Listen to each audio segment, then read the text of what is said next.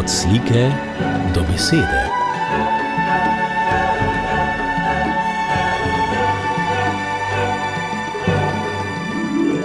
Od slike do besede.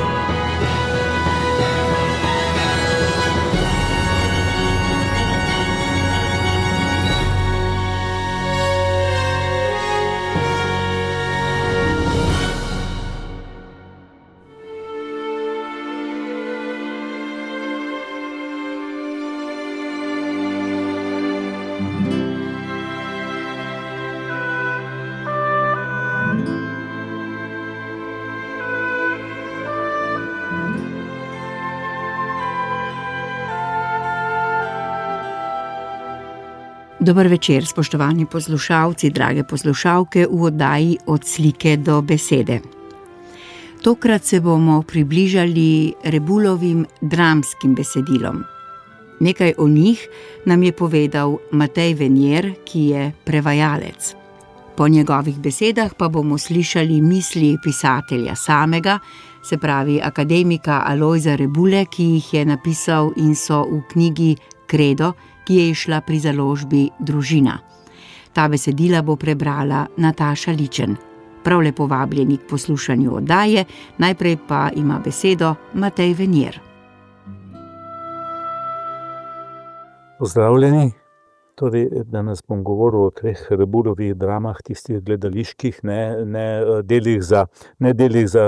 ne radijskih igrah, ki jih bo obravnavala gospa, ki pride za mano. Alojz Rebula je ustvaril 3 drame, farso Hribi pokrite nas leta 1983, niz 6 dramskih prizorov Savlov demon iz leta 1985 in potem dramo Operacija Timava iz 1992, prizorjena leto pozneje. Hribi pokrite nas, ta reč je nastala, farsa je nastala že v 70 letih kot radijska igra za tržaški radijski oder. Predelal jo je v prozno besedilo in je uvrstil potem v svojo zbirko Snegovi Edena, ki bi morala iziti leta 1975 pri koprski založbi Lipa. Ravno takrat pa je izbruhnila Kocbekova afera, kjer je bil Rebula eden glavnih akterjev. In Snegovi Edena so izšli potem šele leta 1977, ampak brez farse Hribi pokrite nas. Avtor je potem predelal za gledališče na pobudo tedanjega ravnatelja Slovenskega dramskega gledališča v Trstu Miroslava Košute in je bila uprizorjena 3. maja 1983. Režiral je Jože Babič, scenograf in kostumograf je bil Miroslav Melena, glasbo je zložil Aleksander Vodopivec. Matjaž, glavna oseba, je bil Stane Starešinič, njegova žena Borana Lidija Kozlovič, njegova hči Alenka Saša Pavček, komornik Florimont Livi Bogatec, šef tajne policije Lupolin Joško Lukeš, načelnik glavnega štaba Golmagoj Alojz Milič in neznanec, ki je pač tista glavna oseba zadaj, Bojan Umek. Farsa Hribi pokrite nas je odziv na brezizhoden duhovni položaj naroda v desetletjih pred koncem komunistične dobe, ki je bil prav primerljiv z biblično slepo ulico Hebrejcev, ko je prerok Ozej zapisal: in rekli bodo goram, pokrite nas, in hribom padite na nas. To je Ozej 10:8. Potem je pa to citiral Jezus v Lukovem evangeliju, je to med potjo na morišče, Luka 23:30. So te besede, je citat iz preroka Ozeja, ko se obrne k ljudem takrat, ko mu najdejo tega Jožefa iz Arimateje, da bo nesel njegov križ, točno v tistem momentu. Bajka o kralju Matjažu, seveda ta znamenita bajka, ponuja obilo priložnosti za norčevanje iz vsestranskega zamegljevanja resničnosti in omejevanja svobodnega mišljenja, ki je zaznamovalo tisto takratno ozračje v matični domovini.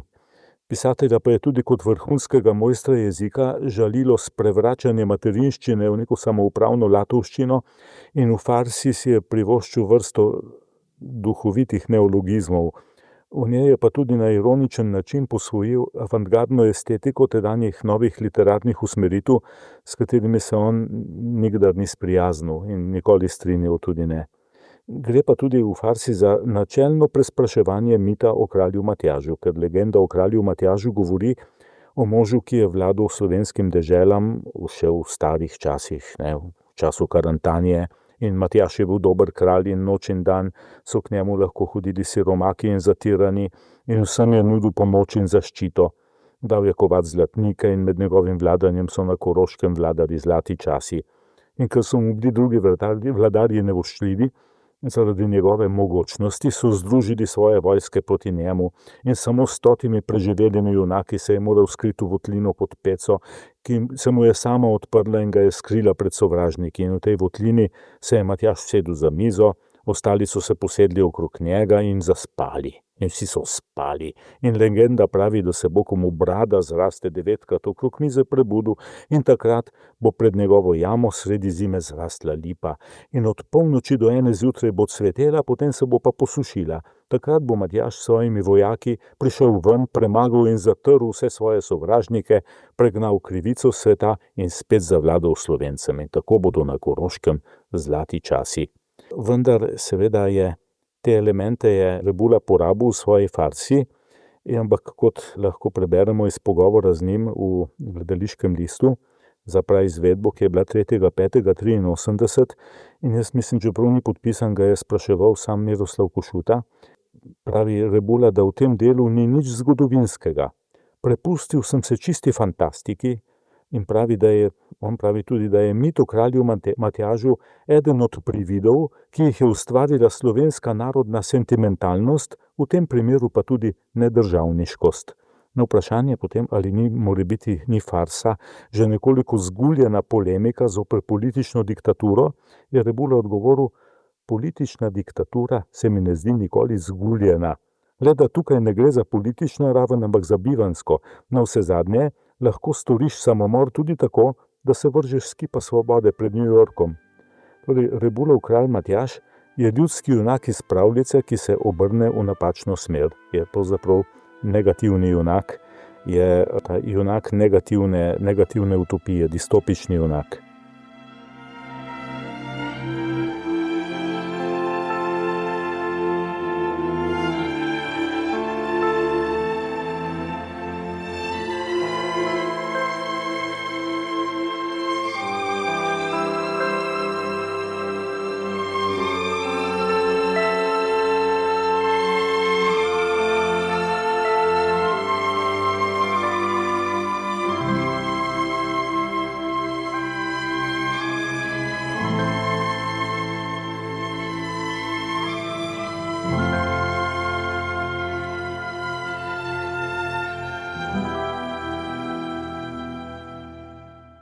Opravka imamo z dvorom blaznega diktatorja, ki se sicer zdi strašno dobrodušen. Takrat to je bila tudi ena lastnost, da se diktator kaže dobrodušen. Ne? In se zaroti proti silam narave, sproži nesmiselno vojno za privid neke bodočnosti, diktira svojim podložnikom umetni jezik in potem konča, ko izzove neznanca, ki je pravzaprav nekakšen simbol za sile narave oziroma zadaj morda tudi za večnega, ostane zasut v totalitarni votlini in potem še prej pa onemogoči zaroto svojega vrhovnega poveljnika in policijskega šefa, ki jo pa, in tukaj danes smo slišali, kako je to izgledalo, kako so izgledale te metode, lomljenja ljudi na njem samem, in jo spremenil v svoji poslušni cunji in s tem, da je v pomilosti tik pred usmrtitvijo. Njegova žena Borana je ubit človek brez upanja, hči Alenka se odkrito upira očetu, potem družinske razmere pri Matjaževih spominjajo na neštete zgodbe o družinskem življenju vseh teh komunističnih mogotcev. Recimo Stalinova žena se je ustrelila, otroci so se potepli, izpridli, vse je bilo. Ne. Potem ravno tako pa tudi ta na svet teh diktatur, torej spominjajo te policijske metode in manipulacija z ljudskimi množicami in posiljevanje jezika. In ni čudno, da se je takrat oblast, ki je bila ravno senzibilizirana in znervirana zaradi afere Kocbek, v tej farsi prepoznala in je besedilo izločila iz teh snegov Edena. Torej, to besedilo ni moglo tam iziti, leta 1977. Še tudi potem, ko je po čakanju v Vicah, ko je ta stvar potem pri založbi Lipa izšla. Izvedba v Slovenskem stalnem gledališču je pa doživela vendarle več kritičnih obdelav. V Primorskih novicah je bilo potem v Delu, junaško gledališko delo ob krstu tržaške drame, je podpisal Andrej Inkret. V Dnevniku v Ljubljani o spečem kralju Jernej Novak, v Primorskem dnevniku je napisal Marij Čuk z naslovom Tragična farsa, ki se giblje med videzom in resničnostjo sredi apokaliptične drame. V Teleksu je bila potem kolumna Denisa Poniža, ki je bila še posebej uničujoča, in potem v Primorskih novicah uspavajoča igra o kralju Matjažu. In ti kritiški odzivi v matični domovini so bili večinoma negativni, ker to je tako, da se mogoče razlaga za to, da v vsakem zaprtem sistemu delček zaprtega sistema ne more videti celotne slike. To je meni enkrat en dirigent rekel, da v orkestru namreč, kako govorijo o izvedbi, zelenjava, ki se kuha v mineštri, ne ve, kakšen okus ima mineštra. In to je težava vseh zaprtih sistemov. Zdaj, Andrej Inkret je v farsi v Delu očital duhamornost, neduhovitost, klišejskost in na koncu kritike pribil, da pač prinaša v sodobno in prejšnjo slovensko dramatiko izredno malo izrazitega. Jernej Novak je v Dnevniku ugotavljal, da gre za skromno odrsko igro, delo, ki je kljub svoji navidezni prepletenosti, politične in bivanjske ravni in očitni zapletenosti vendarle vse skozi razvidna, tezna konstrukcija. Potem v Teleksu je Poniž to svojo res uničujočo kritiko je sklenil z odstavkom: bila je to izrazito nepolemična, vase zaprta in narodno-sinkretistična predstava, ki ni razkrinkala totalitarizma, še manj pa pokazala na smiselnost idiličnega in idealnega življenja. Globje v to Rebulovo besedilo pa je vsaj po mojem mnenju zakopal Marij Čuk v Primorskem dnevniku. Primorski dnevnik je izšel v Trstu, je bil pa, kot je Marij rekel potem, tudi podvržen tej cenzuri in Marija so potem z Primorskega dnevnika zaradi podobnih stvari nekako izločili in ni mogel biti več tam v službi. Zapisal pa je, da gre za protest proti ideologiji, ki vlada in je vsiljena Križni dolini, ker to se dogaja v Križni dolini, ta Matjaž vlada Križni dolini. Ta ideologija se istoveti samo z materialnostjo, v sebi nima ničesar zunajzemeljskega, uklepa človeka, izruva mu vsakršno individualnost. Državljani Križne doline so avtomati, ali pa smo avtomati, ničesar ne morejo sami odločati, niti o dnevu, niti o uri, niti o hrani, niti o sebi o uri. Zanimiva podrobnost je z uro, da se pač tisti vojaki, ki jih ta nažene v nesmiselno vojno za solni hrib, kralj, koliko je pa ura, kaj misliš, misliš, da astronomsko uro ali ideološko uro? Astronomska ura je zdajle pol noči, ideološka ura je pa 4 popoldne, se pogovarjajo, No, in niti o sebi, niti kaj bojo jedli, ničesar ne morejo odločati. Vse je dano z nekakšnega oblastniškega vrha, vse je ustrojeno po določeni politični liniji, ki ne dovoljuje nikakršnih odmikov, niti Alenkinega bega, niti grotesknih protikraljevskih pučev. Tudi jezik je v oklepu te ideologije. Ker se ne more in ne sme vezati na tradicijo in izročilo, ga je treba preoblikovati v spakedranščino, da bo zadostil potrebam stehnizirane in s tehnično ali drugačno revolucijo preoblikovane družbe. Smrt govora in prabitnega, po človekovi meri skrojenega sporazumevanja, tudi ob tem pa še nezadovoljstvo nad sedanjim slovenskim slovarjem.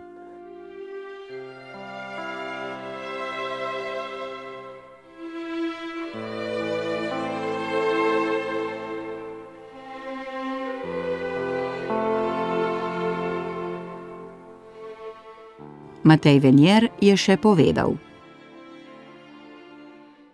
To, potem naprej Marij konča, to večplastno in mestoma zamegljeno sporočilo pa žal na odru ne zaživi vsej svoji dramatičnosti in konfliktnosti, ker se giblje preveč na meji eseja in didaskaličnosti in je gledališka komponenta malce zabrisana.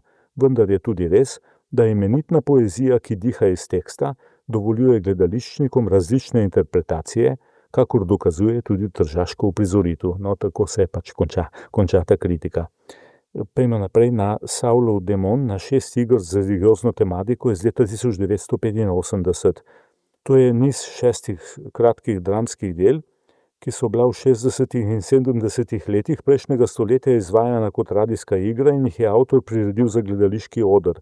Vsa so pa ubrana na svetopisemsko snov. 4. kralj in neznana zvezda imata božično tematiko, Poncijeva žena in Somrak velikonočno, Saulov demon je biblična zgodba o menjavi in pomenu oblasti, mesto Arbela pa je čisto sodobna zgodba, ampak je ubrana na več svetopisemskih tem, med drugim na Jezusa in Samarijanko in še na druge stvari. Ne. Zdaj, to je plod res obsedeno natančnega branja svetih besedil. Je pač teh 6 bibličnih zgodb, to se človek spomne na tisti princip sola scriptura, ne, iz renesanse, iz reformacije, ko so verjeli pač, da je mogoče doseči opravičenje in zveličanje po natančnem branju evangelijev in pač življenju v tem duhu, ne, sola scriptura. V Pilatovi ženi, tej Poncijevi ženi, se prokuratorjeva soproga, ki jo v sanjah vznemiri tisti pravičnik, ki ga bo njen mož žrtvoval v množici, preko Jezusovega najljubšega učenca Janeza približa učenikovi žalujoči materi Mariji. Saulov demon je pa obsodba oblasti sama po sebi, kot je, se prebere v Mojstru in Margareti, ko pravi Kristus Pilatu, da je vsaka oblast zlo. In Saula obsede demon in mu prišepetava, naj vztraja v vlogi maziljenca, kakršnega bi rado imelo ljudstvo, čeprav ve, da mu je Bog že odtegnil svoj blagoslov, svoj navdih.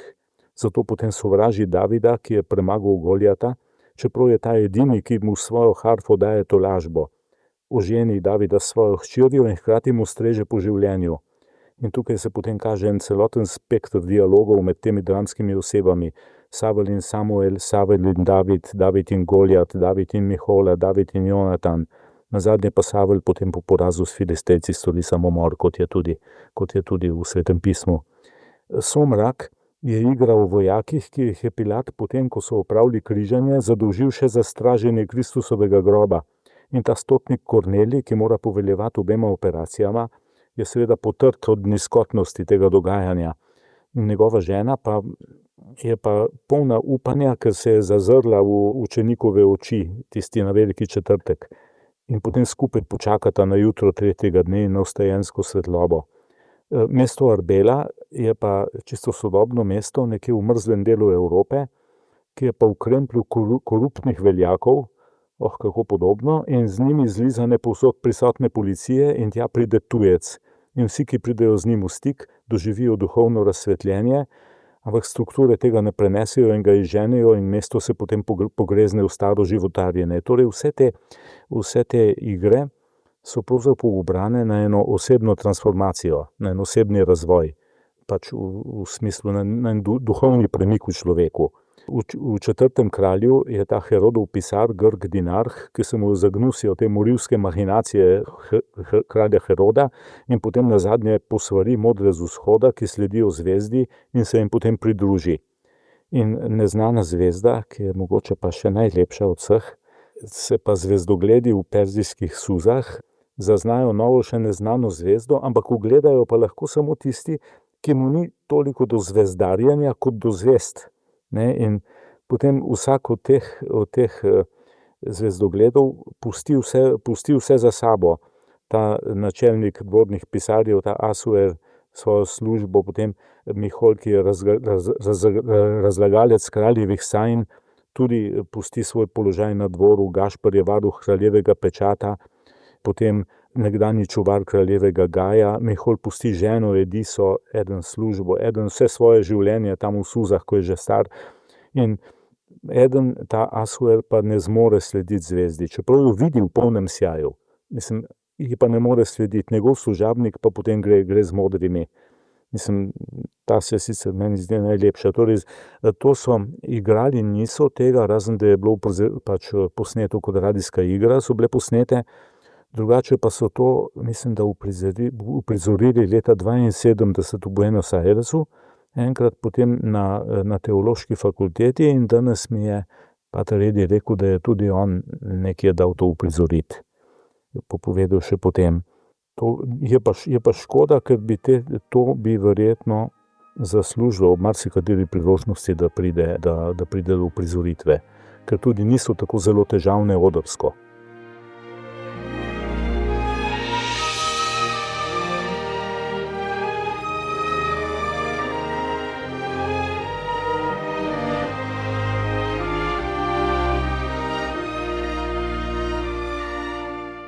No, zadnja drama pa je Operacija Timava, ki je pa bila uvrščena na repertoar Slovenskega dramskega gledališča v Trstu v sezoni 93-94 jeseni kot prva predstava, potem ko so jo leta 92 izbrali na razpisu gledališča za nova dela.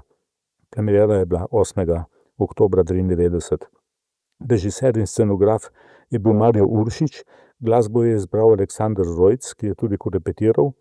Inšpektorja Urlata je igral Vladimir Jurc, inženirja Borsija Valter Dragan, učitelja križnika Alojz Milič, njegovo ženo Doro Miranda Caharija, sina pesnika Stanka, ki je tukaj očitno pač namik na Srečka Kosovela, ker ima tudi sestro pianistko Natašo, ki jo je igrala Lučka Počkaj, revolucionarja Dušana Gojmir Lešnjak in župnika Jamarja Livi Bogatec.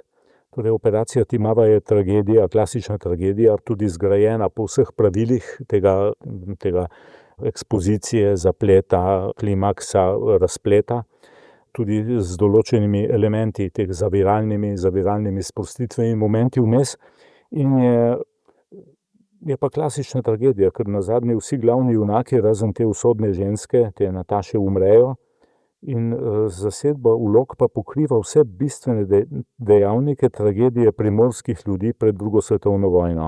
Torej nastopa častnik italijanske politične policije, ta komisar Urlato, njegov ovaduh, ki je doživi tudi eno osebno katarzo, potem zaveden slovenski duhovnik, slovenski učitelj, njegov sin pesnik, ki je krščanski socialist po prepričanju, potem revolucionar Dušan, ki daje prednost svetovni revoluciji pred narodnostno idejo.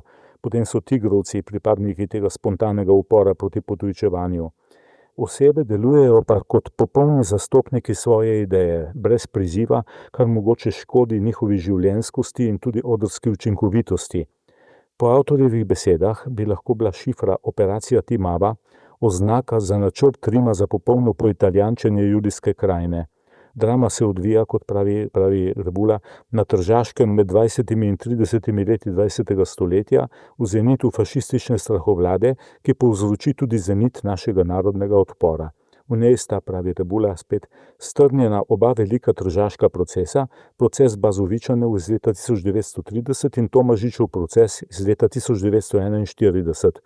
Oba zaradi čustvene spojitve, ki je v naši zavesti združila ti dve veličastni poglavji iz naše zgodovine. Morda je bila zraven tudi želja, da bi bil pravičen do vseh komponent našega takratnega narodnega odpora, nad katerimi ni bilo nikakršnega monopola. Torej, takrat je vprašanje, če so že išle od Egona Pelikana tiste študije, kjer je ocenil dr. Pelikan vlogo primorske duhovščine v tem predvojnem odporu na Tržaškem in judijski krajini. Ne? In to je Rebula vse sam verjetno tudi izkusil na en način. In torej ta drama deluje kot en kontinuum, kot en ta zgodovinski kontinuum, tragičen kontinuum, ki se neizprosno pač vrti v tragedijo. No, zdaj bomo pa malo končali, se opravičujem, ker sem predolg. Izšle so pa naslednje ocene in kritike, torej Bogomila Kravos je napisala v Republiki, Slovenci združeni proti nasilju, Vasja Predan Potujčevanje drugorodcev, Marij Čuk Krst Operacije Timava in Cveta Guzej Sabadin Operacija Timava v Primorskih novicah. Torej Čukova kritika je šla v Delu. Kritike so večinoma zadržano spoštljive in mogoče pa je bistvo stvari zadev spet Marij Čuk tukaj. Če naj ima gledališče med svojimi vlogami tudi to, da govori jezik svojega okolja in posreduje pogled na določen tip življenja v lastnem prostoru, potem je krstna izvedba drame Operacija Timava pisatelja Alojza Rebule dovolj zgovoren primer takega početja. Zato je bila petkova otvoritev nove abonmajske sezone Slovenskega stalnega gledališča v mnogočem slovesna in simbolična, za tržaško občinstvo pa zavezujoča. Rebulova igra je namreč po eni strani tematizirala občutje in počutje slovenskega človeka pod fašistično strahovlado med obema vojnama, po drugi pa potrjevala vrednoto slovenstva kot humanistično vrednoto. Z drugimi besedami povedano, Alojz Rebula je za svojo dramo izbral točno določen zgodovinski in zemljepisni prostor in z njim spregovoril tudi današnjemu Slovencu.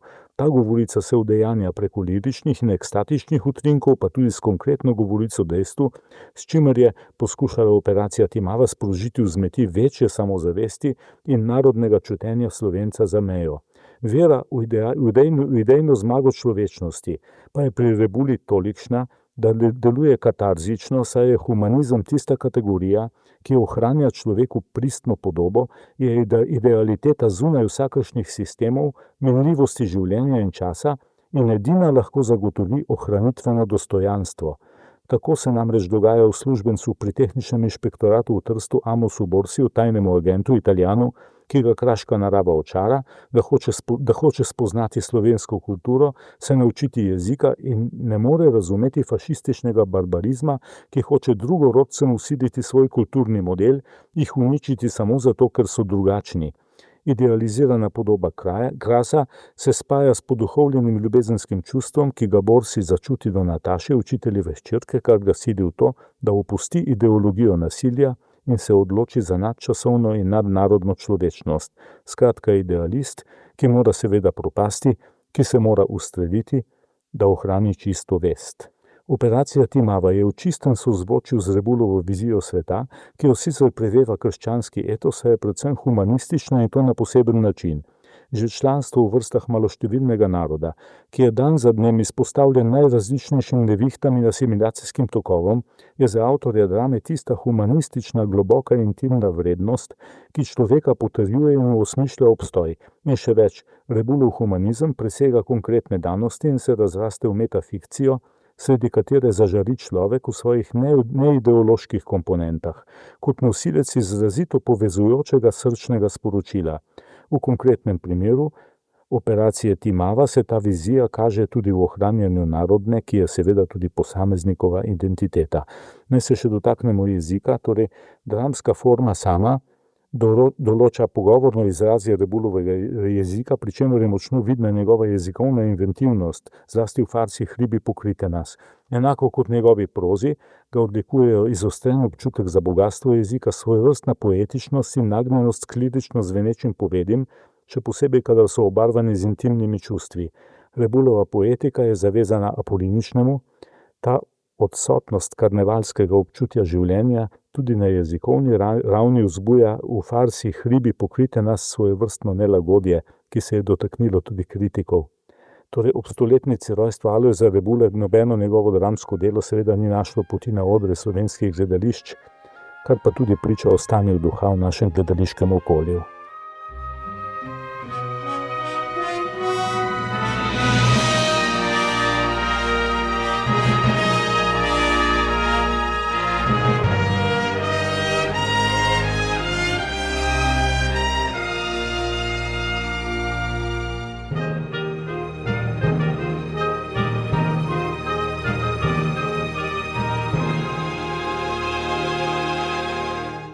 Zdaj pa gledamo v knjigo Kredo, odlomke nam bo prebrala Nataša Ličen.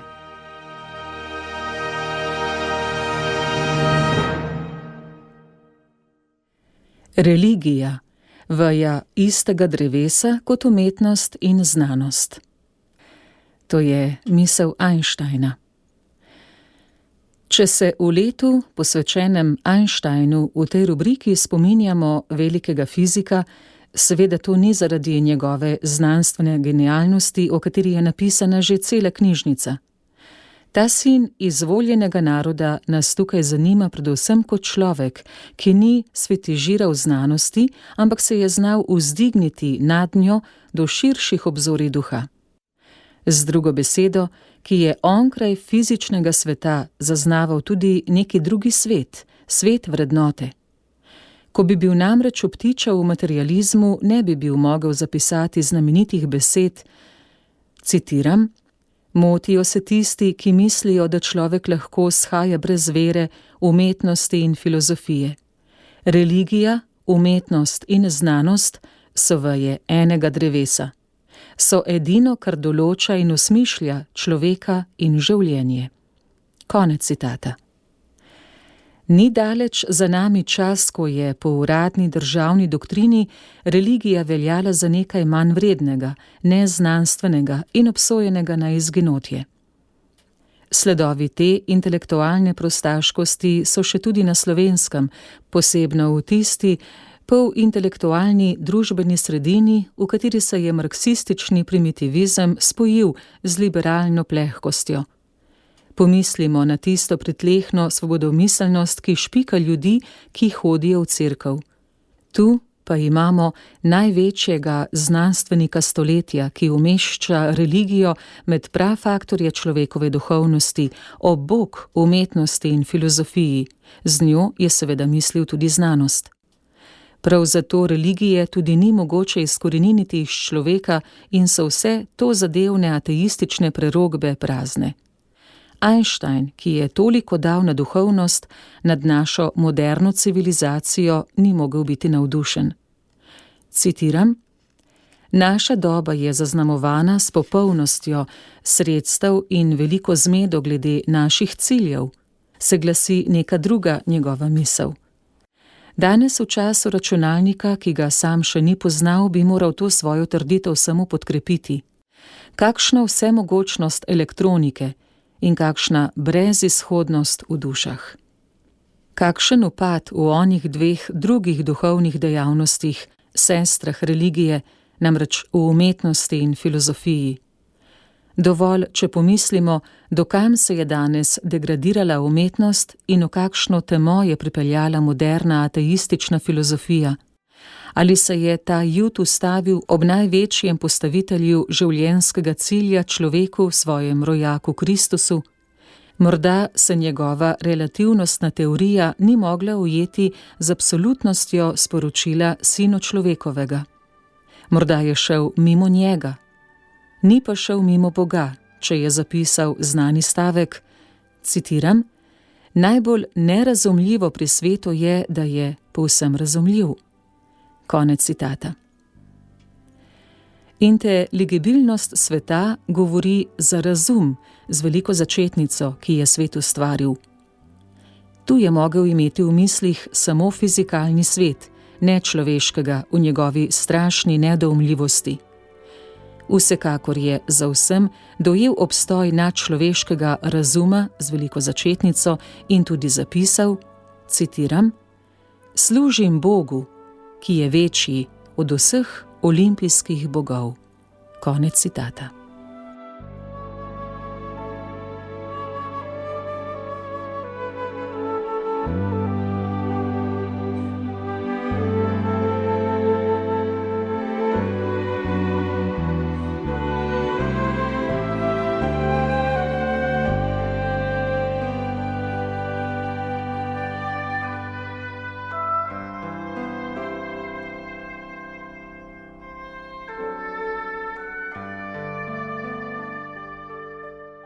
Vam je lepo biti kristjan? Biti kristjan je lepo. S tem geslom je papež Benedikt XVI. Začel svoj pontifikat. Kot bralka vaše rubrike vprašam, kaj vi osebno vidite v krščanstvu lepega? Vam je res lepo biti kristjan? Ko mi ne bi bilo lepo, ne bi pisal te rubrike. A naj bom stvaren. V krščanstvu mi je lepo, razkošno lepo verjeti marsikaj. Na primer, prvič, da se nismo slučajno izcimili iz kakega slepega atomskega kaosa, ampak iz ljubezni nekega neskončno dobrega stvarnika. Drugič, da človeška zgodovina ni en sam predor iz teme v temo, ampak da je sam Bog stopil vanjo, jo razsvetlil v osebi Jezusa Kristusa in ji dal cilj na novem nebu in novi zemlji. Tretjič, da s smrtjo ne gremo v nič, ampak v novo, višje bivanje, ki ne bo poznalo tragike tega sveta. Četrtič, da je v vsaki župnijski cerkvi fizično navzoč Jezus Kristus in da lahko kadarkoli stopimo k njemu na prijateljski pomenek. Petič, da sredi prepada med Bogom in človekom stoji vzvišeno in ljubeče žensko bitje, Marija. Kaj še vidim v krščanstvu lepega? Vsekakor njegovo moralo, ki se mi zdi neprimerljiva s katerokoli drugo. Poglejte odnos, ki naj ga ima človek na primer do bližnjega, ženske, denarja, domovine. A odgovor lahko obrnem v vprašanje. Ali ni krščanstvo navdihnilo vseh največjih lepot evropske umetnosti, od Dantejeve božanske komedije do gotskih katedral, od Michelangelove vesoljne sodbe do Bachove glasbe? Kaj pa zgodovina, boste vprašali? Res, vse, kar se je imelo za krščansko v zgodovini, ni bilo lepo. A pozitivno v njej daleč presega negativno. Pomislimo samo na neko dejstvo, ki ga nihče nikoli ne omeni. Kaj je krščanstvo v teh 20 stoletjih pomenilo za milijone malih, neznanih in trpečih, ki so našli v veri v Kristusa svojo največjo tolažbo in življenjsko krepčilo? Z drugo besedo, kaj je krščanstvo pomenilo na psihološki ravni? In kaj na tej nevidni ravni, ki nobena statistika ne more do nje, pomeni milijonom še danes? Res, biti kristjan je lepo, ker so v krščanstvu vera, upanje in ljubezen lepe stvari, kaj ne? Saj ni nič lepšega kot verjeti, upati in ljubiti. Slovencu je biti kristjan še posebej lepo, saj vidi krščanstvo tako intimno prepleteno s svojo narodno zgodovino in svojo pokrajino, da si Slovenijo brez krščanstva komaj more predstavljati. Kaj bi ostalo od naše narodne biti, če bi izločili krščanstvo iz naše zgodovine, kulture ter iz naše pokrajine? Kako naj ne bi bilo Slovencu lepo biti kristjan?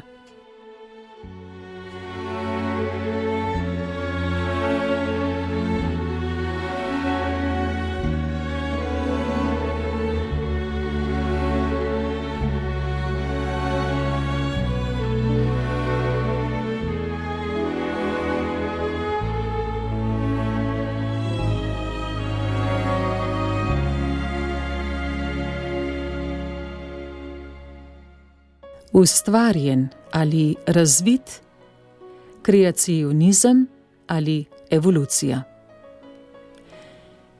V katoliškem intelektualnem svetu, posebno ameriškem, se je zadnje čase razvnela razprava med privrženci kreacionizma in evolucionizma. Po kreacionizmu je treba jemati poročilo o stvarjenju sveta v genezi dobesedno. Po evolucionizmu pa se je stvarstvo razvijalo. Privrženci evolucionizma so danes v večini.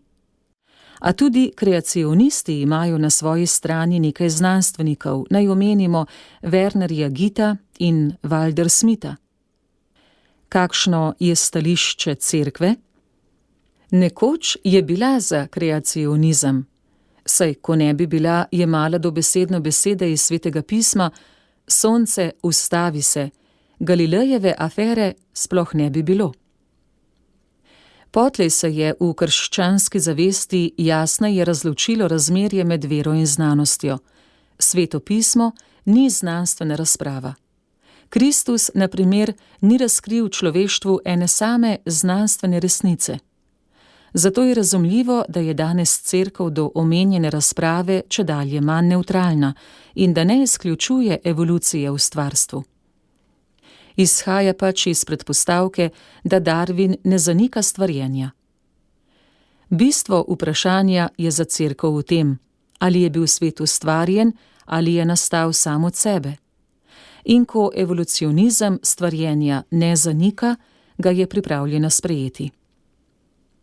Tako je tradicionalni papež Pij XII. Že leta 1956 označil Darwinovo teorijo za resno hipotezo. Janez Pavel II. Pa je leta 1986 v poslanici Papeški akademiji znanosti izjavil, da evolucionistična teorija ne nasprotuje veri. Manj sprejemljivo, celo odklonilno držo do darvinizma je v preteklem juliju v nekem intervjuju v New York Timesu izrazil dunajski nadškof, kardinal Schönborn. Toda neki drug, veljavnejši kardinalski glas in glas predsednika Papeškega sveta za kulturo, Paula Poparda, je udaril drugo plat zvona. Na prvem kongresu, ki ga je Vatikan organiziral o temi neskončnost, z udeležbo mednarodnih znanstvenikov, je kardinal izjavil, citiram, fundamentalisti hočejo jemati besede Svetega pisma dobesedno. Ko nam geneza v prvem poglavju govori o izvoru sveta, nima znanstvenih namenov. Pomemben je poduk, ki prihaja iz teh besedil, in sicer, da vesolje ni nastalo samo od sebe in da ima stvarnika. Toda o načinih stvarjenja je razprava odprta že stoletja in se bo še nadaljevala. Znanost in teologija delata na različnih področjih, vsaka na svojem. Konec citata. Skratka, na začetku vesolja je Bog. Ali in kako se je vesolje razvijalo, pa ni vprašanje vere, ampak znanosti. Pravo nasprotje torej ni med kreacionisti in evolucionisti, ampak med tistimi, ki sprejemajo ali zanikajo stvarnika. Tako je mislil tudi Goethe, ko je rekel, da je največje razvodje med ljudmi tisto, ki ločuje vernike v Boga in njegove zanikovalce. To razvodje se začenja že v našem pisanju, v uporabi velike in male začetnice za nekoga. Tu pisano z veliko začetnico.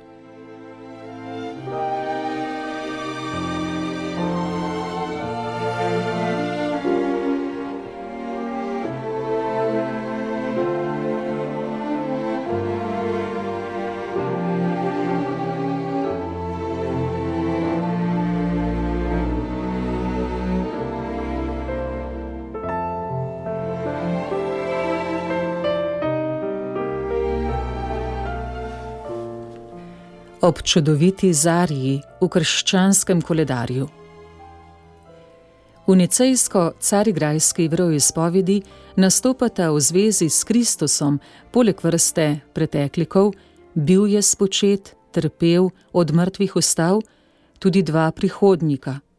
Prišel bo v slavi sodit žive in mrtve, ter njegovemu kraljestvu ne bo konca. Prihodnik prišel bo, torej izraža versko resnico, enakovredno vsem drugim izraženim v veroizpovedi. Če hočeš biti kristjan, moraš verjeti tudi v nekaj prihodnjega, v Kristusov prihod. Tako krščanstvo postane vera pričakovanja, vera prihodnosti. Vse od apostolskih časov, spomnimo se radovednosti Pavlovih Solunčanov, se krščanska zavest sprašuje, kdaj bo napočil tisti skrivnostni dogodek. A sprašuje se umirjeno, brez bolestne napetosti, ki je značilna za vrsto lučin. Nisi, na primer, mogoče predstavljati, da bi se kakšna škofovska sinoda v Rimu ukvarjala s časom Kristusovega prihoda. Vsekakor v pismu stoji, da bo Kristus prišel kot tat in sicer takrat, ko se bo svet zazibaval v občutje miru in varnosti. Kdaj pomeni lahko jutri in stoletje, težko pa tisočletje. Ob fantastičnem dirjanju tehnike in vzporednega oboroževanja, ob grozeči presahnitvi nafte in vode, si je namreč težko misliti, da bi planetu Zemlji še uspelo pisati letnico 3000. Tudi v svojih nagovorih Poljakinji sveti Faustini Kovalski, njen božji sogovornik, ne daje čutiti, da bi bil njegov prihod še kdo ve kako daleč.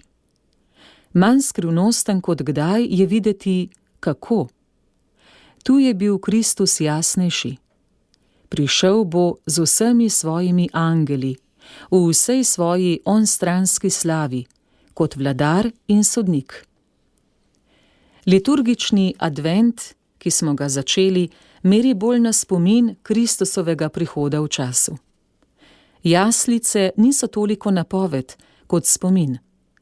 In vprašanje je, ali ni v krščanski zavesti spomin zasenčil napovedi, kakor je vzporedno tudi pri kristjanih upadla vera v posmrtno življenje, čeprav so v zadnjih stoletjih verjeli v posmrtnost tudi veliki nekristjani, od Kanta do Goetheja. A če bi iz spomina zginila napoved, bi bilo krščanstvo brez onstranske perspektive, bilo bi vera pred zaprtimi vrati. Tako pa tisti prihodnik, tisti slovesni prišel bo, dejansko povzema krščansko avanturo, ji daje neizpodbiten cilj, jo potrdi kot vero upanja in pričakovanja. Kakor je bila od vsega začetka, saj so predzadnje besede, ki jih je apostol Janez napisal med skalami Patmosa: Amen, pridi, Gospod Jezus. Tako je krščanski advent v dvojnem pričakovanju. Spominskega Gospoda, ki prihaja o božičnem prazniku, in prihodnostnega Gospoda, ki se bliža kot dopolnitelj zgodovine in kot njen sodnik. V tem pričakovanju je tudi lepota adventa, njegov čar, njegova tolažba.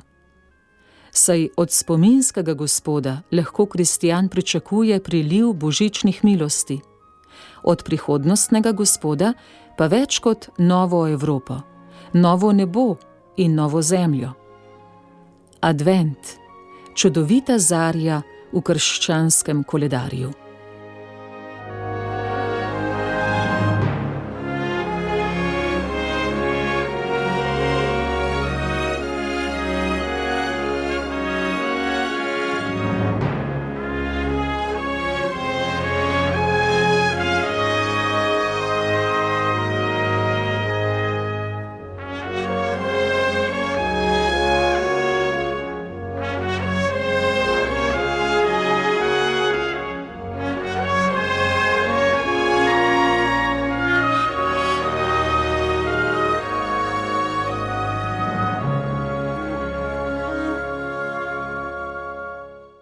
Novoletno voščilo mlademu kristjanu.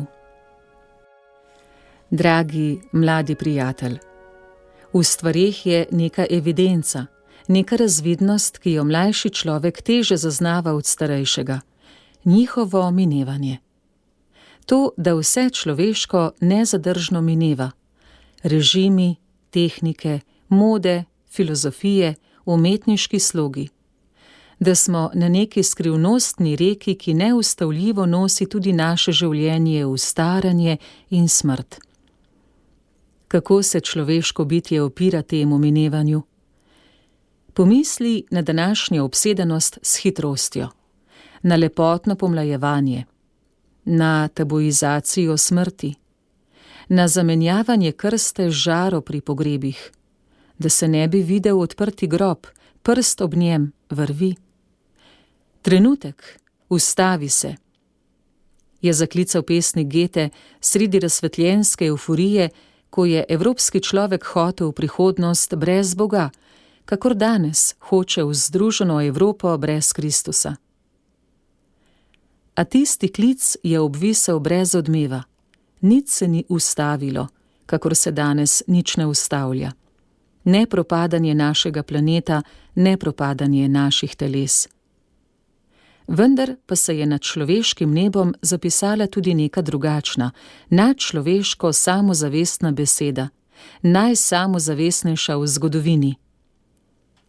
Nebo in zemlja bosta prešla, moje besede pa nikakor ne bodo prešle. Veš, kaj ti za novo leto najprej voščim, prijatelj? da bi ohranil vero v tistega, z veliko začetnico, ki je te besede izrekel in po njih skušal živeti. Vsi samo skušamo. Morda se boš začudil, to naj ti voščim pred zdravjem, pred uspešnostjo, pred zadovoljstvom, standardnimi voščilnimi obrazci teh dni? Kako naj ti ne bi voščil teh dobrin? A sam si že moral spoznati, kako je s tem našim neskončno krhkim zdravjem, sicer božanstvom modernega pogana, potem ko je že bilo božanstvo nacizma. Samomore delajo tudi zdravi. Morda vsaj slutiš, kako je z uspešnostjo, da je to kakor pitje slane vode, ki nikdar ne odžeja. Bolj kot obojega ti želim zadovoljstva. Tistega, ki je edino obstojno in ki ga v globini že nosiš v sebi, ko ti je po milosti dano vedeti, da naše minevanje ni za nič, ampak za večno življenje. Razglašeno z današnjo miselnostjo, kaj? A s katero svetsko miselnostjo je bil kdaj evangelij oglašen? S tem, da si za Kristusa, si samodejno v opoziciji, si samodejno disident. A kot mlademu človeku, ki ima revolucionarnost v krvi, se ti takšna drža mora tudi najbolj prilegati, najbolj mladostna je od vseh. Rečeno na uho, celo splača se. Opazujem, kaj izjavljajo nekateri ljudje ob koncu življenja. Spomnim se patra Špidlika, danes kardinala, kako je na predstavitvi neke svoje knjige rekel: Jaz sem zmeraj vesel. Opažam, kako je nekaterim kristjanom svetlo pri duši ob koncu življenja. Nekateri se celo izjavljajo za srečne. Ob tem se spomnim starega poganskega krleže: Na kahli sem. Sicer pa, ali ni sam Kristus rekel, da se mu splača slediti?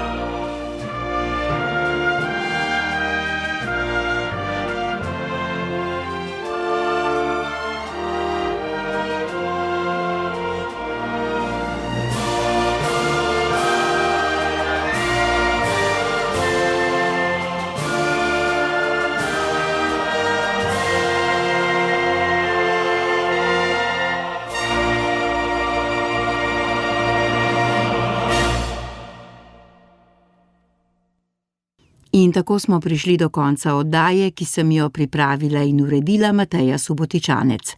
Pri branju mi je pomagala Nataša Ličen, pri tehnični izvedbi pa Boštjan Smole. Hvala, ker ste bili z nami, bodite spet čez teden dni. Oddajo lahko najdete tudi med našimi podcasti.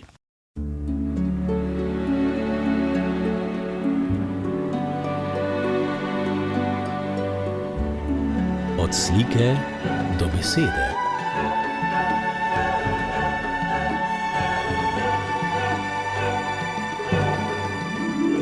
Od slike do besede.